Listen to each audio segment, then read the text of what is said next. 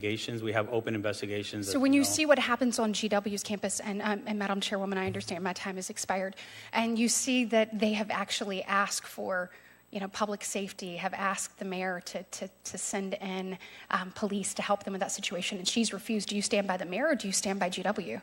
I stand by the students who deserve to be safe on campus. As a father, that's what I expect from my children. Absolutely. I expect that for children all across. I agree with you on that. Let's work together to make sure that the message is clear that while the First Amendment is their freedom, when it crosses the line and makes students feel unsafe or harmed on campus, that's where we draw the line. I've spoken to Jewish students who have had anti-Semitic comments made at them. It's disgusting and despicable. It's unacceptable. I agree with you. Absolutely. Well, let's work together and let's not just talk about it. Let's do something now. Thank you. Thank you, Mr. Secretary. Thank you for your presence here today. This will end our hearing. I'd like to thank my fellow committee members and thank you, Secretary Cardona. For any senators who wish to ask additional questions, questions for the record will be due on May 7th. The hearing record will also remain open until then for members who wish to submit additional materials for the record. And our committee will now stand in recess. Thank you.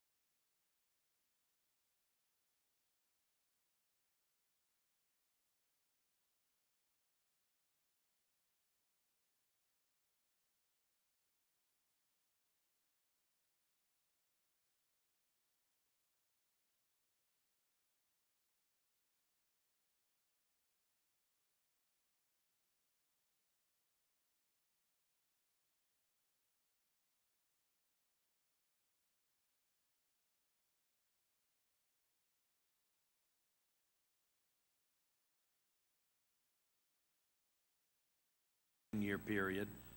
An OECD Pillar 1 would cost us $40 billion over 10 years. This is JCT.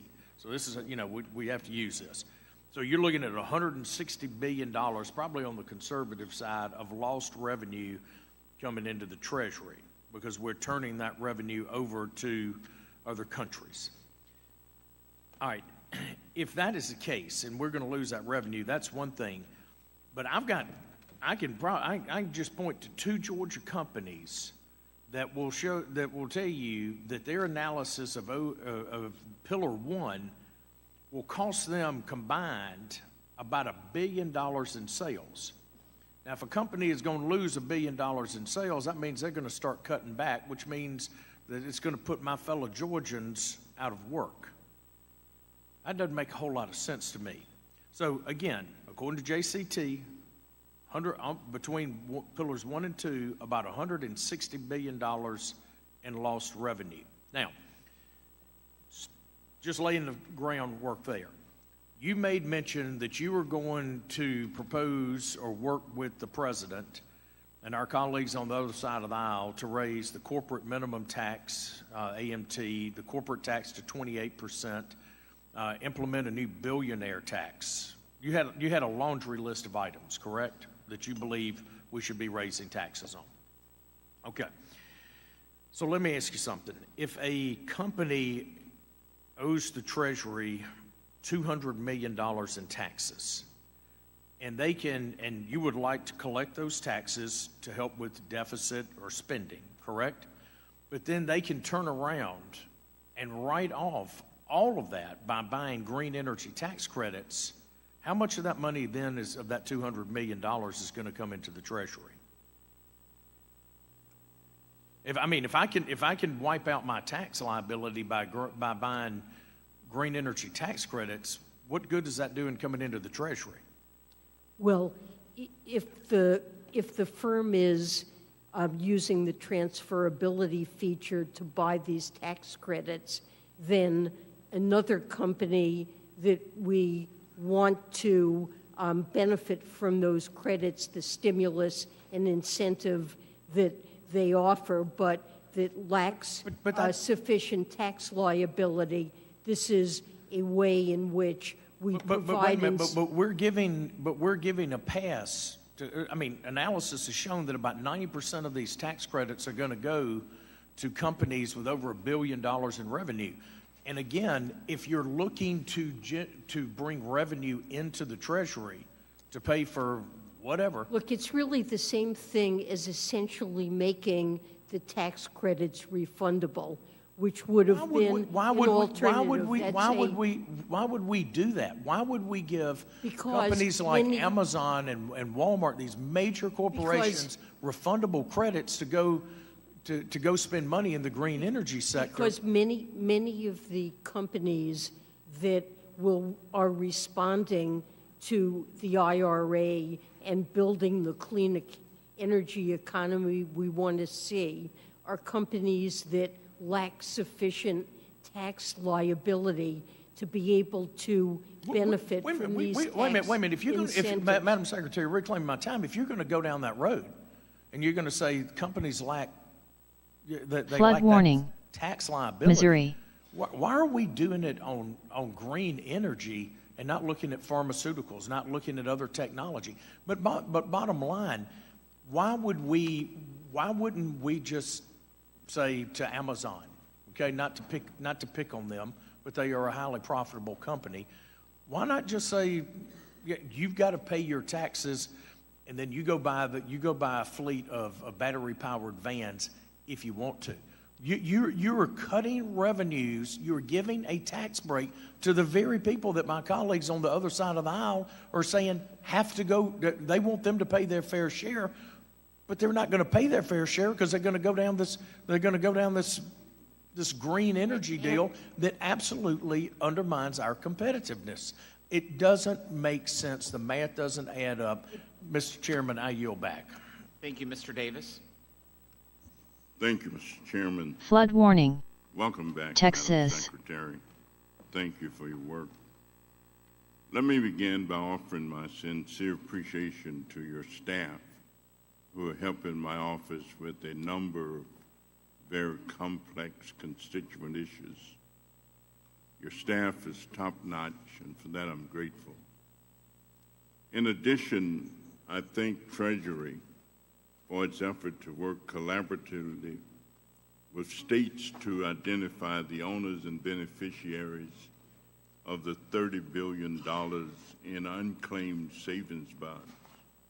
And I know that you cannot comment because the rule is not final, but I wanted to share concerns that Representative Estes and I and others on this committee have raised about the proposed rule.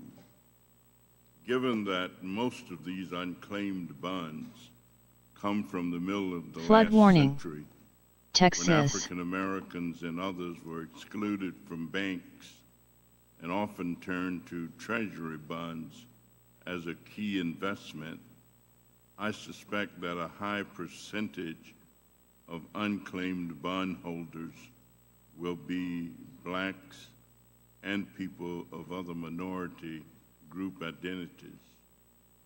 Given these concerns and given the success of state treasurers at helping people find unclaimed property, I worry that the proposed rules would greatly limit the ability of states to help Americans get back their missing savings bonds. My hope is that the final rule will allow Treasury to work more collaboratively with states as we intended when we enacted the law. Flood warning. Finally, Texas. in my remaining time, I'd like to thank you for your hard work implementing the increased energy investment credit for solar power, especially in low-income communities, and ask if you could share any updates to this program.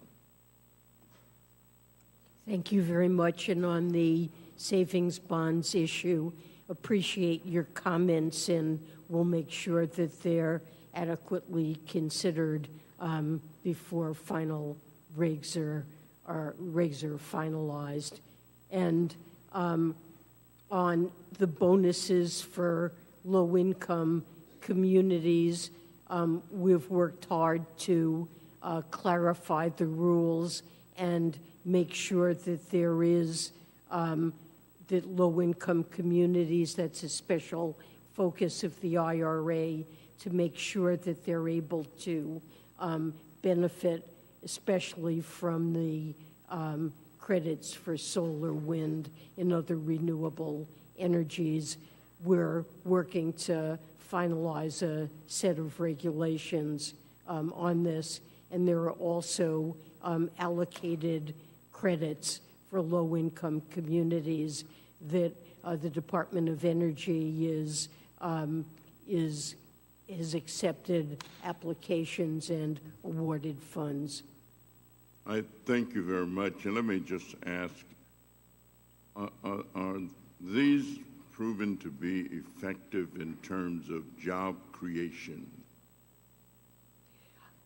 I think overall, the data that we've amassed shows that the green energy, the green credits have been very effective at stimulating investment, resulting in job creation, and those jobs are disproportionately in lower income communities with lower college graduation rates, also in rural communities and in communities that have been dependent on fossil fuel and seen job loss there.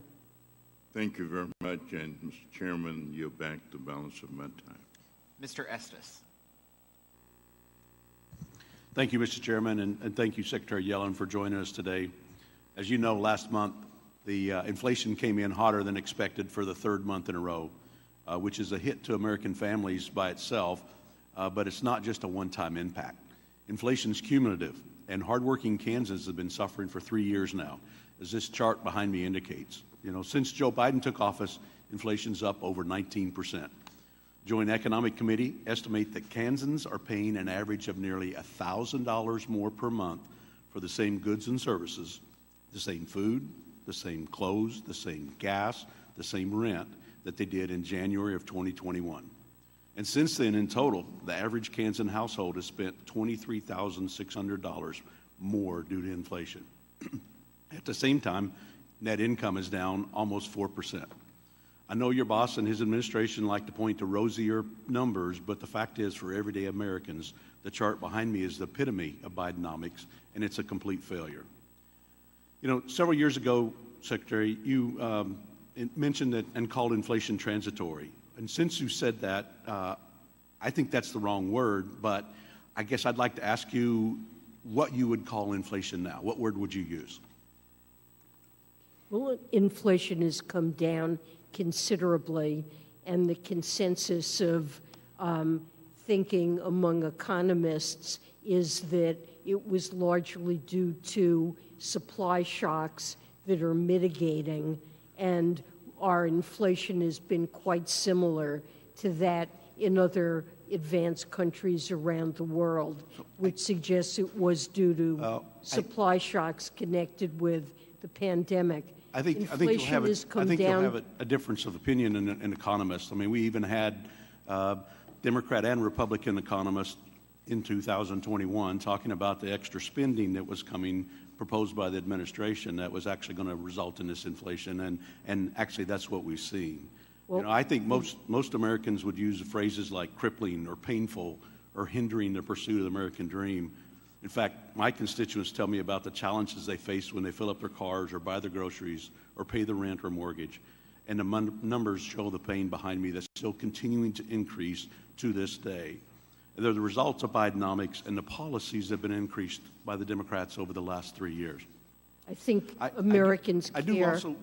want to switch gears a little bit before I run out of time.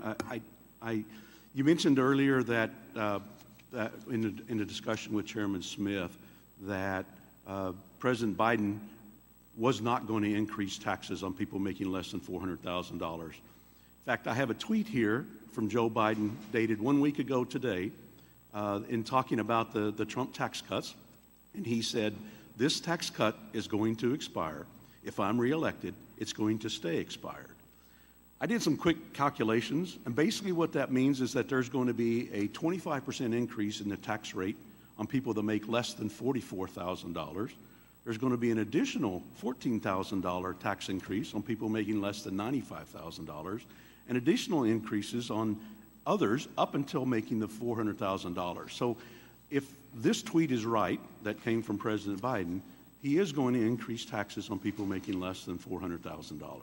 President Biden has repeatedly issued a set of principles that will guide his negotiations, and he has repeatedly said that he will not support increases on families making under $400,000. And I haven't looked at the tweet myself. I really want to get to one that other is point not before we what run he- out of time. But I can send you this tweet if you'd like to see that later after the committee. But I do want to get and talk a little bit about OECD. I know it's been brought up before, particularly Pillar 1 and Pillar 2.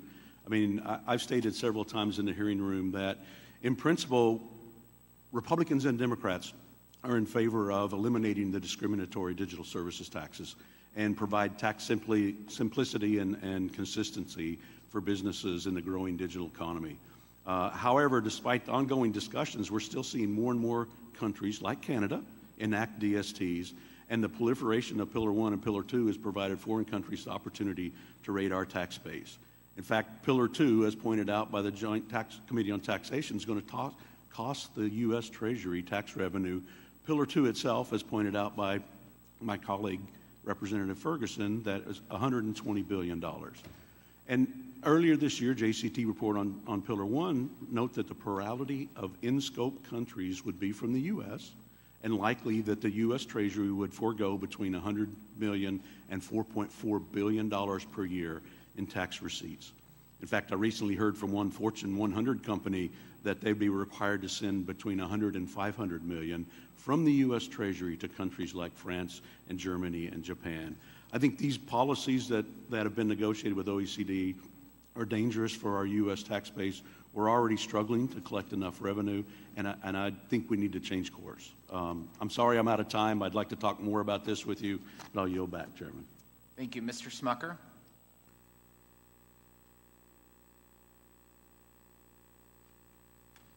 Thank you, Mr. Chairman. Good afternoon, Secretary. I'm over on this side. There we go. Fool me, too.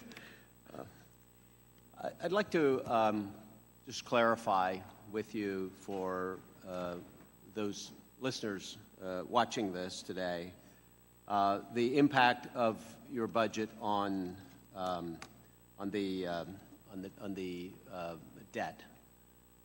Can you tell me the current level of our debt? What's the current debt amount?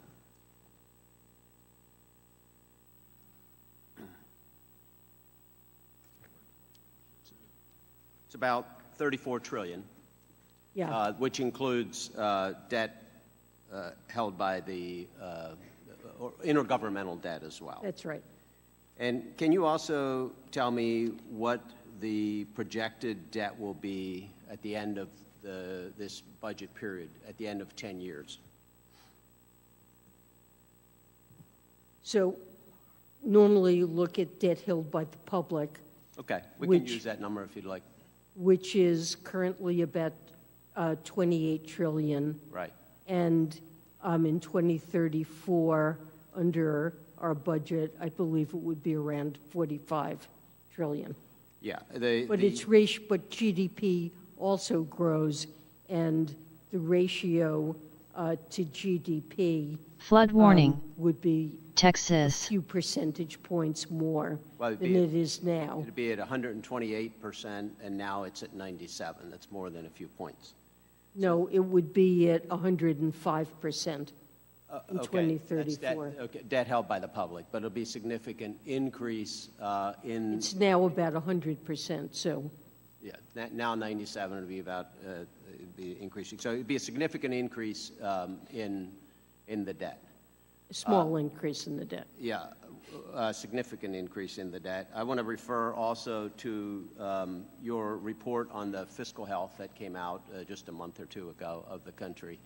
And you show that given current financial policies, including that in your budget, within 75 years, we'll just continue to see that increasing and would be at 513% or some above 500% Flood of warning. GDP Missouri. at the end of a 75-year period. You say in that report the current policy is not sustainable and the cost of delaying policy reform is significant, will make it much harder to implement changes that will affect that trajectory. Do you think that's a real threat to the country going forward? Are you referring to the Social Security report there? No, I'm referring to a report on the nation's fiscal health done by the U.S. Treasury, signed by you. Okay, so we need to enact policies to make sure that the debt stays sustainable and we're on a fiscally sustainable path.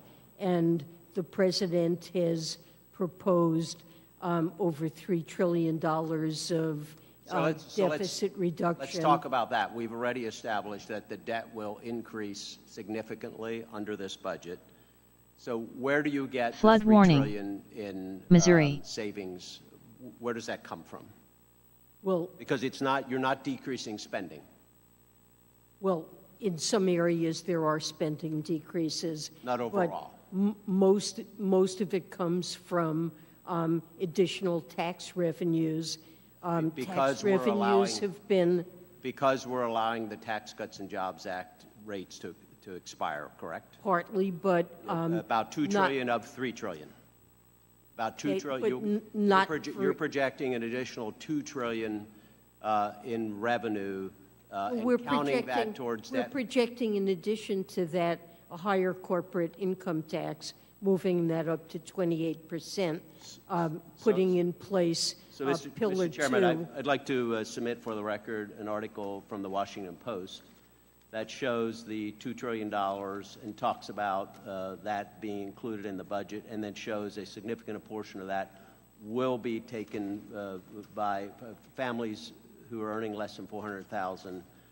He's explicitly, objection. he's To order. explicitly said that he will not agree to raise taxes for people making under $400,000. So I think it's more And important. that is not any proposal of his. He's not said So I he think would it's- allow everything to expire. I think it's more important That to is look just at, wrong. I think it's more important to look at what he's proposed rather than what he said.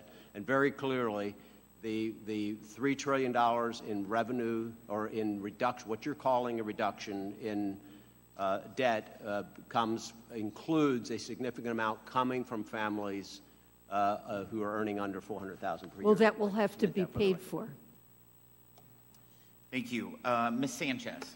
Thank you, Mr. Chairman. And Secretary Yellen, it's always an honor to have you here. I want to thank you for your testimony and for taking the time to answer our questions today. Flood warning. With you at the helm, Louisiana. Treasury has helped the Biden administration rebuild and strengthen our economy for the benefit of American workers and families.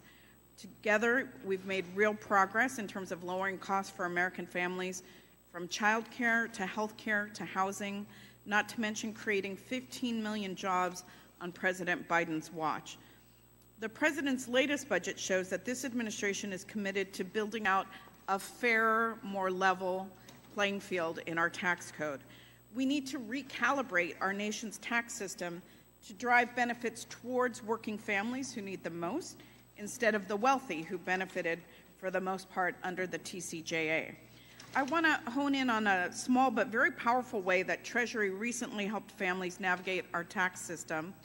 This tax filing season, the IRS launched a key cost-saving tool with Inflation Reduction Act funding.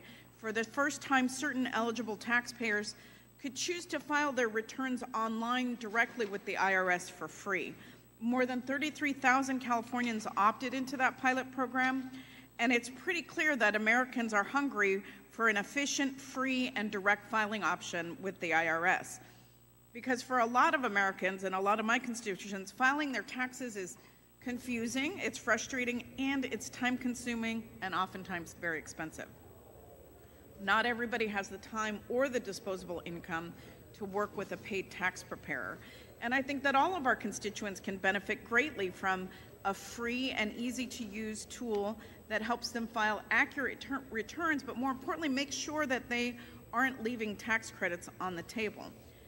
Secretary Yellen, I understand that the initial direct file pilot was limited in scope, and I can understand how when you've got a pilot project, keeping it small and nimble would allow the IRS to carefully track uptake as well as the participant feedback. What has Treasury been hearing from taxpayers who actually took the opportunity to file their taxes online for free and directly with the IRS? So what I can tell you today, we haven't completely analyzed the information, is that the pilot was very successful. There was increasing interest from taxpayers during the 5-week interval it was available, and taxpayers shared that they This is found not about direct dividing file Democrats. easy to use, This has completed broad the bipartisan process in support. about an If there hour, are people in and your on conference average, that embrace taxpayers have been anti-Semitism, spending that's not our an fault. average of 13 That's something you should be hours rooting and out. $270 When people engage in preparing their harassment taxes or each bullying year. of Jewish individuals, where they the justify the preliminary killing of evidence Jews suggests that or this has use been blood a libel very or hold successful Jews collectively experiment. It responsible warms my for the heart to actions hear of that. Israel, of the Israeli government, talk to that is how the direct anti-Semitic. file can There's no help, question about it. families It's unfortunate understand that we their need to eligibility clarify for that and these their ability actions to are claim anti-Semitic, certain but it tax makes credits like this the bill child tax credit or the earned income tax credit? So I believe I've not been through the entire, I've seen a demonstration, but the program, I believe, walks people through those areas to make sure that they're alerted to it and understand their eligibility. Yeah, I know that oftentimes people aren't even aware of certain tax advantages that they can claim, and the direct file helps them to understand those. I want to give you in the last minute that I have of my time an opportunity to respond to the somebody talked about inflation and costs going up, and unfortunately inflation is a real thing. But how does our inflation rate compare with that of most modernized countries around the world? And can you talk to the fact that if we allow certain provisions of the TCJA to expire, but keep in place other provisions, how that's going to benefit working families? Well, with respect to inflation, inflation has come down considerably, and the measure that the Federal Reserve focuses on most over the last 12 months ran at 2.7%. But what's important to households, of course, they see that the prices of many goods they bought pre-pandemic are higher, not all, but some, is that their wages have gone up by more than that. So their purchasing power, their inflation-adjusted incomes are higher, not lower. And, for example, even this morning, we saw new data come out on the Employment Cost Index that measures compensation, and it was up in nominal terms. And in inflation-adjusted terms, it showed that over the last year, compensation on average has increased just under a percentage point for most families. So people generally are better off in spite of the price increases. But we know we have more work to do, and President Biden is very focused on areas where he can lower costs, whether it's health care premiums, household energy expenses that will come down as because of the Inflation Reduction Act, drug prices, and the like. And so this remains a concern to many households, and it's something that's a high priority, getting costs down further. I thank you for your time. I yield back. Mr. Hearn. Thank you, Mr. Chairman. Madam Secretary, thank you for being here today. Mr. Chairman, I'd like to enter for the record an article from Tax Notes titled Gain and Little Pain from New Bermuda Corporate Tax. Without objection. Thank you. Madam Secretary, as you might be aware, Bermuda is introducing its new corporate income tax that will take effect in 2025. Bermuda entities will be able to mark up their intangible assets to their estimated market value, and under the new law, they can amortize those assets over 10 years for tax purposes. Madam Secretary, this creation of a new deferred tax asset also results in a deferred tax expense. As you know, under general guidelines provided by the OECD for Pillar 2 that you negotiated, deferred tax expense or these amortized deductions will not trigger minimum tax liability that could be imposed by other globe participating countries. Bermuda has no intention of giving up its ability to attract business through the tax code. Other countries are adopting similar measures to maintain their status as an attractive jurisdiction at the expense of United States multinationals. We know about Singapore, we know about Ireland, the things they're doing to maintain their ability to use their tax code to lure companies there. Madam Secretary, are you concerned about the fact that Pillar 2 is creating a new tax subsidy race where countries enact Pillar 2 taxes but offset the higher tax costs with tax subsidies in the form of qualified refundable tax credits and other incentives like what Bermuda is doing? Well, the idea of Pillar 2 is to level the playing field, and countries that refuse to raise their corporate tax rate up to the minimum, countries that participate and enact the minimum can, in effect, tax companies in tax havens that haven't done it. You cited an example. I'm not aware that this is something that's broad-based, but if it is, it would certainly concern me, and it's something that I'd be prepared to look into. Well, Madam Secretary, we've all seen what Ireland has said about putting a cap on recurring revenues. We've seen what Singapore has said in refundable tax credits. We've seen what China does in direct tax payments or direct access or cash payments to their companies to be able to offset the taxable income, so that they, in effect, from the look at it, that the minimum tax level would be hit, but companies in those countries are getting subsidies through direct credits that offset that, take it backwards, where ours aren't direct. Ours are not refundable. We have to actually earn income to be able to utilize those. Question 2, is this administration concerned that Pillar 2 incentivizes subsidy warfare that puts our adversaries like China at a competitive advantage? It would concern me if it's incented that, but I'm not aware that that is broad-based at this point. And in our case, many of our tax credits, such as the green tax credits, the LIHTC credit, are being treated as refundable. As I've emphasized previously, we're working to make sure that the R&D tax credit also will be something that firms can But Madam Secretary, I think you just validated that countries have the ability to make certain credits refundable to offset the minimum tax that other countries or OECD can claim to. China can do it. I think you're going there, evidence the fact that they're not always transparent in what they do, since all of their companies are basically owned by the CCP.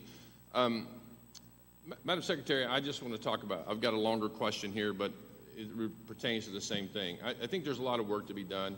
As you know, the Republicans on the committee went to the OECD and expressed our concern and made it very clear that Pillar 2 is not going to take place under a Republican-led Ways and Means Committee. We're not going to give away our tax dollars. In fact, it's said time and time again about how many tax dollars, the U.S. taxpayer dollars, would go around the world, upwards of $200 billion. I know you said that was JCT's outward look, but I think it's important for everyone to know, and you know this to be certain. Corporations don't pay taxes. The people that work for the corporations, the consumers of the products of those corporations, and the owners of those corporations pay the taxes to increase pricing for whatever the commodities are. In fact, Forbes, Brookings, Tax Foundation, Cato, and many, many others have said that consumers pay 31% of the new taxes, workers pay 38% of the taxes, all of those people, for the most part, make less than $400,000 a year. So they're going, about 70% of the tax increase will be paid by people making less than $400,000 a year, some portion of that. So I think it's disingenuous, as my colleague from Pennsylvania said, to say that no one is going to pay a single cent, as outlined in the White House's conversation about policy going forward. It's just disingenuous. It's not factual, and it's not honest with the American people. One other thing that you said is that the labor participation rate was better today than it was pre-COVID. I know you selectively picked an area. For adults. It was 63.3% on March 2020. Today it's 62.7%.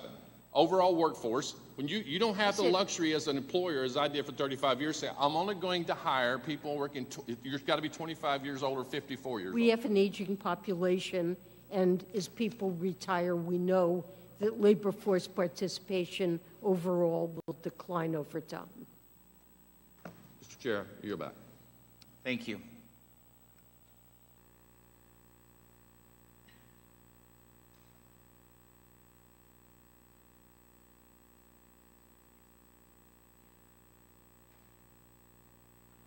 You're good? Yeah. Okay. Ms. Chu? Secretary Yellen, I heard your comments earlier about the success of the Direct File pilot program, and I was so glad to hear why it was a success. And I especially want to have you address some things that Republicans in the private tax prep industry are saying. They are attacking the numbers of the filers, 140,000 filers, to show that the pilot was a waste of money because there are 19 million who were eligible, and that this was unnecessary. And yet, what I see is that there were a lot of obstacles to the program that the IRS was able to overcome. And actually, I would have called it a resounding success. So can you tell us why it was considered a resounding success, considering the obstacles that there were, and what considerations will go into the decision to extend the pilot? Well, let me say that this was an experiment, and it was deliberately introduced in a phased way, starting at small scale. It was only available to most filers for 5 weeks in a subset of states that decided to participate. So for that amount of time, 140,000 people using it and expressing positive reactions to the experience, I would certainly call a success. Additionally, because it's an experiment, only relatively simple tax situations could use it. If an individual went on and it turned out they had the kind of income that wasn't incorporated into the first iteration of this program, they were directed to do something else. But this saved a lot of taxpayers, even in this first stage, a lot of money that they normally spend and a lot of time. And there was customer service available for anybody that needed it. And so overall, I believe we'll see that the experience was a very positive one. So it was deliberately at a number that could ensure its success, actually. That's right, to start in a phased way. Yeah. And I want to also express appreciation because you also made it available in both English and Spanish. My district in the San Gabriel Valley includes many limited English proficient taxpayers who speak not only Spanish, but also Tagalog, Korean, Chinese, Japanese, and Vietnamese. If the Treasury and IRS decide to renew the direct file pilot, can you talk about how it could reach more taxpayers by expanding to possibly even more languages? Well, I'm sure that would be something that would be considered over time. There are other things that could be incorporated in addition to expanding the kinds of income and deductions that are considered. Eventually the information that the IRS gets on W-2s and other information reporting could be used to pre-populate returns, making it even easier. But these are things in the future if it's decided to continue with Free File. Secretary Yellen, also I heard you talk earlier about the proposals that the administration has to end tax breaks for the wealthy and instead restore tax credits for workers and families, like the expanded child tax credit and the earned income tax credit of the American Rescue Plan. We know about the powerful effects of these tax credits on reducing poverty, but can you talk about how these programs will impact the American economy and improve things for everybody? Well, I mean, a very good example would be the child tax credit, which in 2021 lifted 5.3 million people, including 2.9 million children, out of poverty. We saw a 46% decline in child poverty in 2021. And this is not only beneficial to the children and their parents in the short term, but we know from many studies that when poverty is reduced for children, it redounds to their benefit over the remainder of their lives. Thank you. I yield back. Thank you. There are several votes on the floor. The committee stands in recess until immediately after the conclusion of this vote series.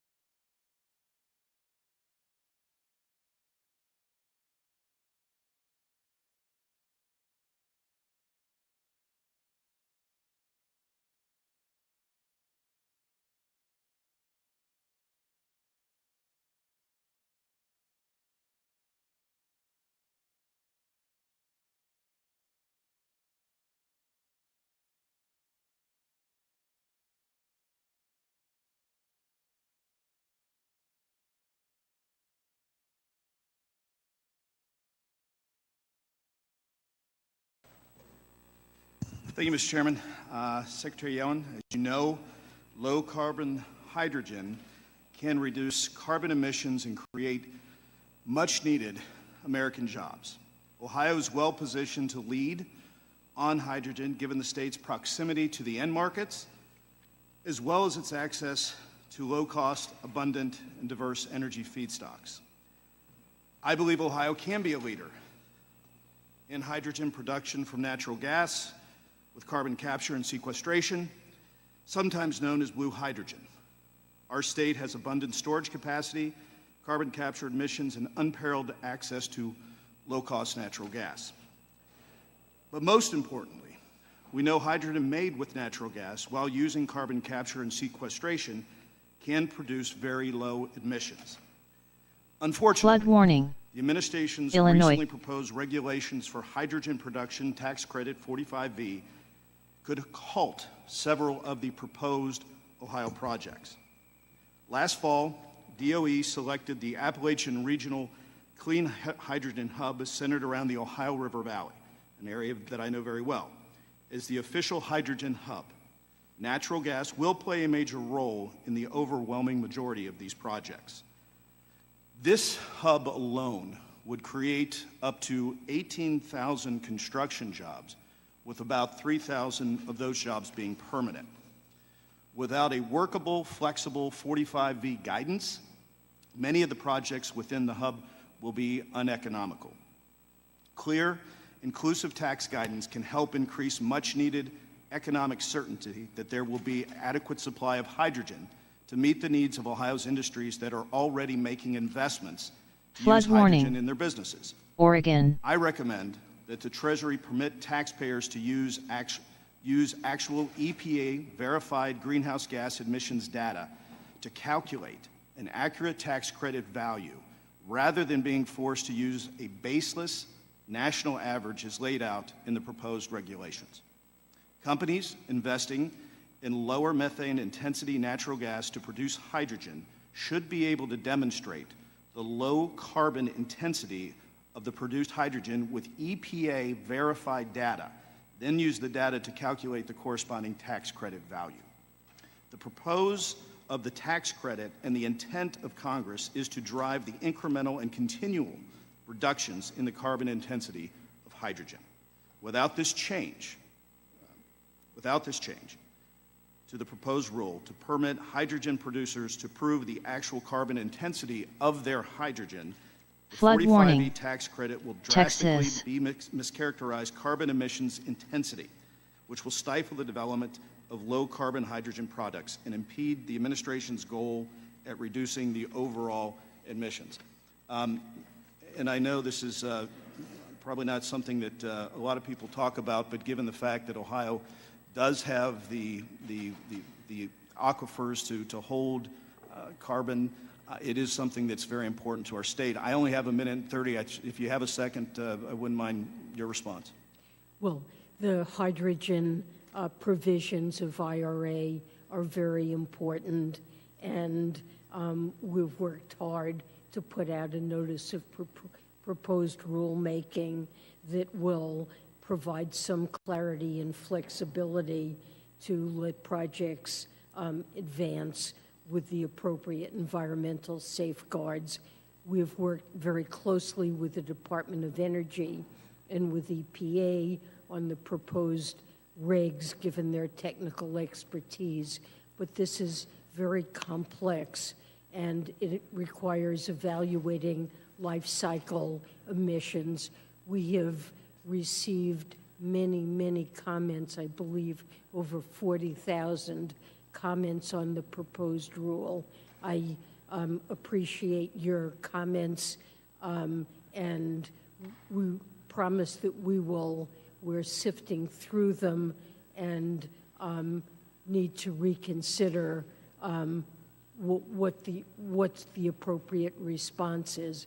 So what I can say is that we will take this input seriously as we work to revise the regulations. And I do appreciate that. I just want to say again, with the developments that we have in place, Ohio looks to get 18,000 construction jobs, 3,000 permanent jobs. This could be a very very big economic factor for the state of Ohio. With that, Mr. Chairman, I yield back. Thank you. Ms. Del Bene. Thank you, Mr. Chairman, and thank you, Madam Secretary, for taking the time to be with us here today. And thank you for your attention to the needs of working families and struggling Americans, and for the work that you do to keep America globally competitive. Thank you. Madam Secretary, I first want to give you a chance to clarify the administration's position on the child tax credit, something I'm a big supporter of. I know that some assertions were made and you didn't have a chance to respond, so I want to give you a chance to respond.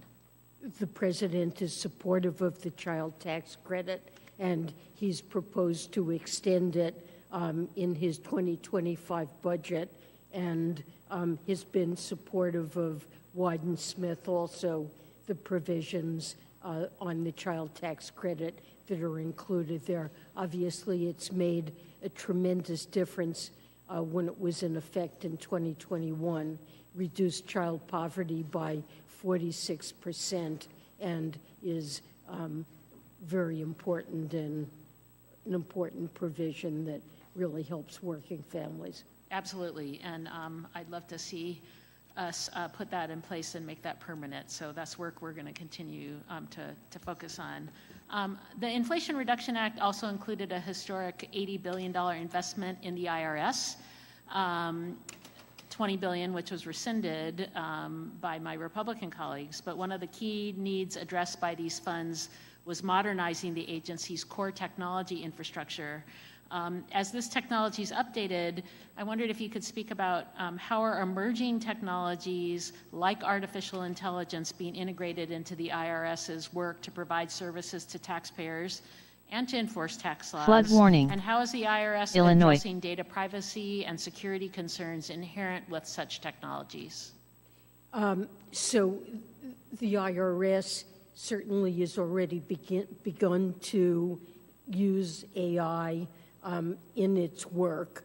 I'm not an expert on this, but I know that they see great potential in terms on the enforcement side in being able to sift through tax returns of high-income filers and complex partnerships and corporations, and to identify which ones would be good candidates for audits and trying to uncover fraud and close the tax gap. Treasury has a governance process where we're employing AI increasingly in Treasury's Flood warning. work, and we've Missouri. put in place oversight and a governance process around that to make sure that it's used responsibly in accordance with the President's executive order. Also, under your leadership, Treasury recently closed a loophole in our Russian seafood ban that previously allowed fish caught in Russia to still get to the U.S. if processing occurred in a third country like China. The ban is working, but unless our allies act in concert, American seafood will remain at a competitive disadvantage to Russian seafood in foreign markets. Madam Secretary, I wondered how can Treasury push our allies who are also large seafood importers, including Japan, Canada, the EU, and the UK, to cut off seafood trade with Russia?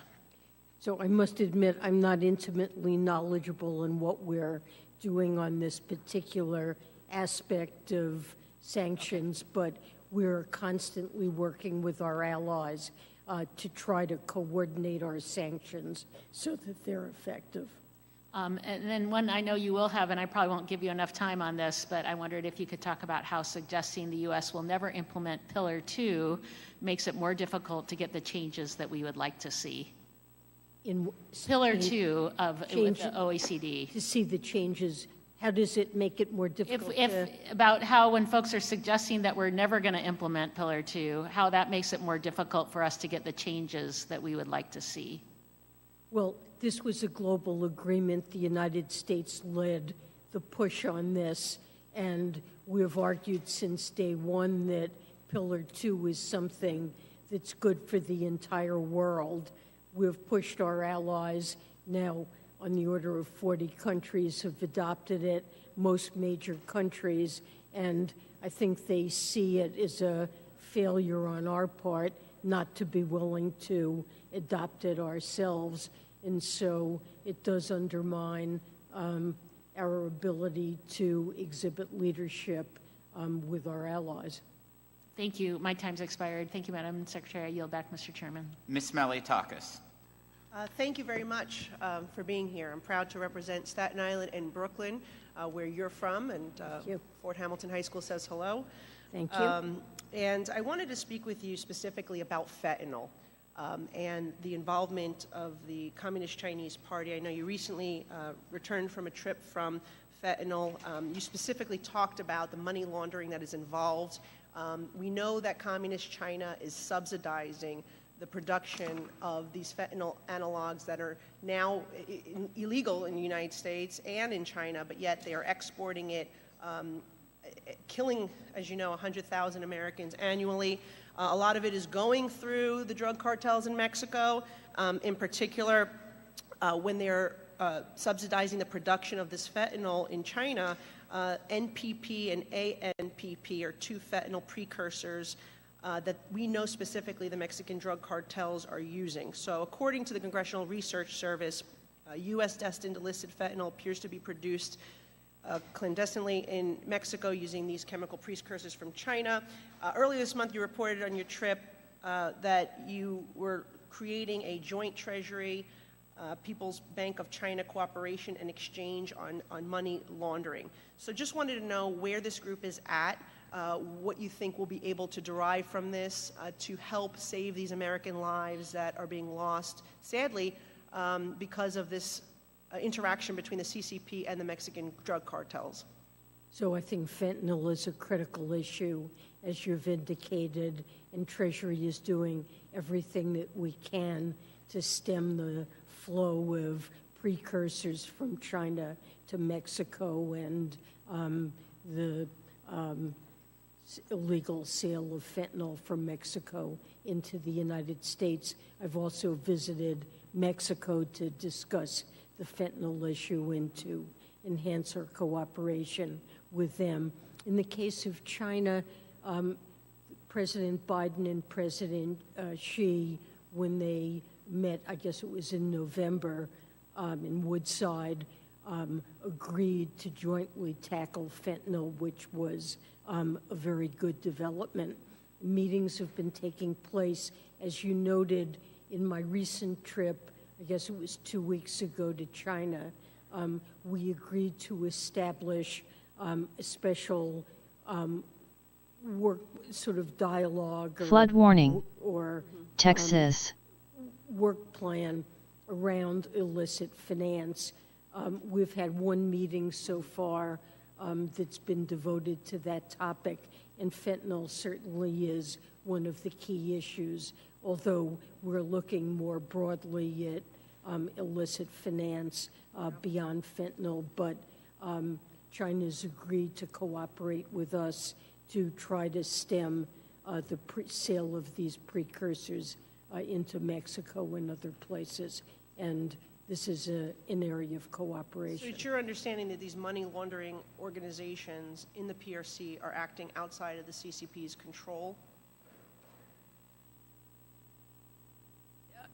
I think so. I don't, it's not my understanding that the CCP is positively directing this activity, but that it is taking place among Chinese firms.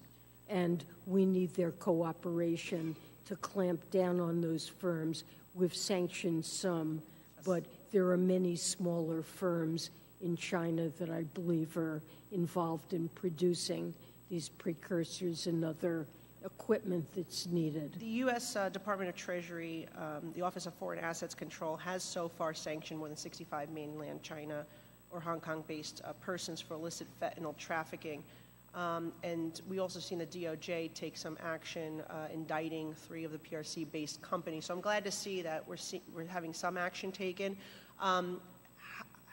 Any of these firms, again, everything in China obviously has the government's involvement in it. So my concern is more that the manufacturers of this fentanyl are being subsidized by the government. They obviously control the banks in China, and then on top of it, Flood warning. these PRC-based companies. Texas. So I'm just wondering how much we can trust them as partners. I'm hoping that you're making some progress in that, but the reality is that, you know, we're seeing this increase, not decrease. More Americans are dying as a result of this fentanyl that is streaming from the PRC to the Mexican cartel. Part of it is because of our open southern border, thanks to the president's 60-plus policy changes when he came in. So I just hope that you will work diligently, and I trust that you are, to really try to hold China accountable for this type of activity that we're seeing that are killing so many Americans. It's a real American tragedy, and we will do everything and are doing everything we can to stem the flow of these drugs into our country. Thank you very much. Thank you, Ms. Sewell. Thank you, Mr. Chairman. And Madam Secretary, welcome again to our committee. I wanted to talk to you about equity and the President's charge to his cabinet Flood warning. At the very beginning of his Texas. administration to really try to level the playing field and have equity be one of the hallmarks of that. And I had an opportunity to sit with you. I think we had breakfast together. During the last Congress, Congressman Richie Neal put together a racial equity initiative within Ways and Means, and had a chance to talk to you about some of the things that you were thinking about doing in terms of equity. The budget is truly a reflection of what we value. We spend money on those things that we value. I want to commend this administration and yourself for including in this budget expanding the earned income tax credit, the child tax credit, the low-income housing tax credit. I was a bond lawyer before I was a member of Congress, and new market tax credits are a way to really help depress and distress communities. Can you talk a little bit about how the earned income tax credit and the low-income tax housing tax credit will seek to level the playing field and our equity initiatives within Treasury, frankly? Thank you. I think all of the initiatives that you mentioned, the new markets tax credit, which we're proposing to make permanent, and also add a track that would be particularly focused on the most distressed communities. The earned income tax credit would be extended to single individuals with low incomes. It was done in the ARP, yes, and this would make that permanent. Of course, the child tax credit has been critically, when it was expanded in 2021, Severe thunderstorm warning. Important in Iowa. reducing child poverty, reduced it by 46%. And amazing. And so the fact that in the FY25 budget, that you would actually make permanent the earned income tax credit, and some of those are very, very important. I noticed also that the President's budget provides a new mortgage relief credit. Can you talk a little bit about what that one is? Well, home ownership for people who don't already own homes, first-time buyers, is almost prohibitively expensive. First of all, mortgage rates have been so low for so long that it's created a kind of lock-in across much of the country where people don't want to sell their homes to buy new ones because they'll lose the benefit of the low mortgage rates they've locked in. And then with house prices having gone up, and now with much higher interest in mortgage rates, it's almost impossible for first-time buyers. So the President has proposed a pair of tax credits. One would go